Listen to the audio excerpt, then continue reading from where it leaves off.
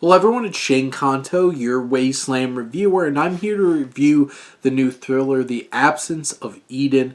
And this drama focuses on an ICE agent played by Garrett Hedlund, who is dating this woman played by Adriana Arjona, who previously made a big splash in Hitman. And while also this parallel story of Zoe Saldana and her experiences living in this country. And it's one of those kinds of films that kind of mixes these different people from different walks of life to hit on a bigger context. And here you have writer-director Marco Perego, who is actually married to Zoe Saldana. And this film is intense. It's really well shot.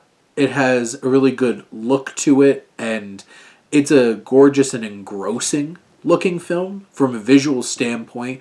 I think Perego is able to capture some really poignant suspense and tension with this film, and really being able to hit on some heavier ideas.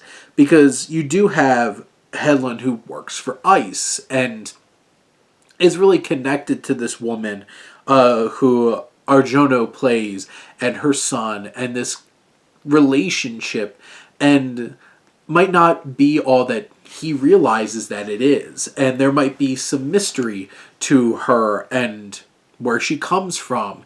And it puts him in a complex situation. And then you have Saldana's character who's trying to escape from this cartel-controlled life. And there's some moments where there's really strong emotional performances. And Saldana has some really great moments. Arjono has some good moments. Garrett Hedlund, I really appreciate popping up in different kinds of roles at this point, and I think this one really worked for him. And through the first 2/3 of this film, it really builds up this empathy. It builds up this complexity of these characters and their dynamics and their relationships, and how they all fit together into this grander story.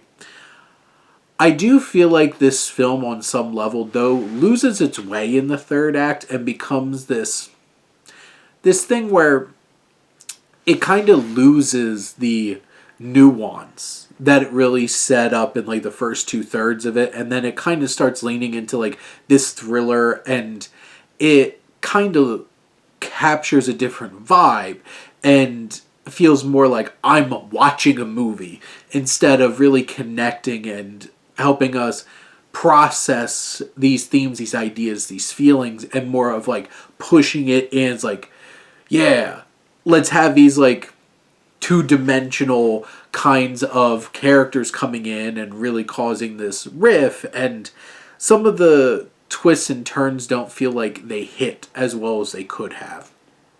But this film definitely has its merits. It is a lean hour and 25-minute film.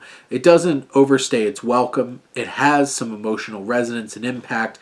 It just captures a very specific kind of set of circumstances and experiences centered around our border situation and undocumented workers, and all of these big ideas. It's able to capture and deliver something really emotional and thrilling for, at least 2/3 of it before it kind of becomes a little too clunky and a little bit too showy for its own good.